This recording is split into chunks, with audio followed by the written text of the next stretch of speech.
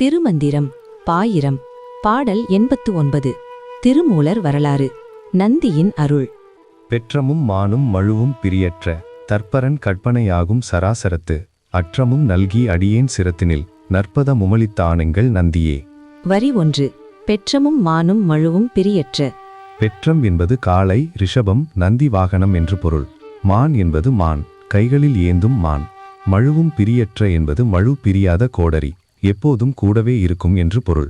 இவை சிவனின் அடையாளங்கள். வரி 2. தற்பரன் கற்பனையாகும் சராசரத்து. தற்பரன் என்பது பரம்பொருள், காரணமற்ற காரணன், மூலப்பொருள் என்று பொருள். கற்பனை என்பது சிந்தனை, எண்ணம், சங்கல்பம். சராசரத்து என்பது அசையும் அசையாதவற்றின் அனைத்து படைப்புகளின் என்று பொருள். வரி 3. அற்றமும் நல்கி அடியேன் சிரத்தினில்.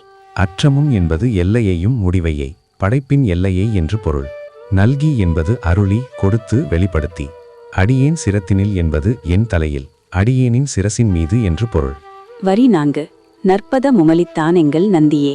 நற்பதம் என்பது நல்ல பாதம், புனித திருவடி, தெய்வீக பாதம் என்று பொருள். அளித்தான் என்பது வைத்தான், நட்டான், பதித்தான். எங்கள் நந்தியே என்பது எங்கள் நந்தி பெருமான், நமது குருவாகிய சிவபெருமான் என்று பொருள். சாரம். இப்பாடலில் திருமூலர் தனக்கு கிடைத்த தெய்வீக அருளை விவரிக்கிறார். காளையும் மானும் மழுவும் பிரியாத நந்தி பெருமான், காரணமற்ற காரணன், படைப்பின் எல்லையை அவரது சிந்தனையில் கொண்டவர். அந்த ஞானத்தை எனக்கு வெளிப்படுத்தினார். என் தாழ்ந்த தலையில் திருவடி பதித்தார். இது குரு தீட்சையின் சிறப்பு. ஓம் நம சிவாய.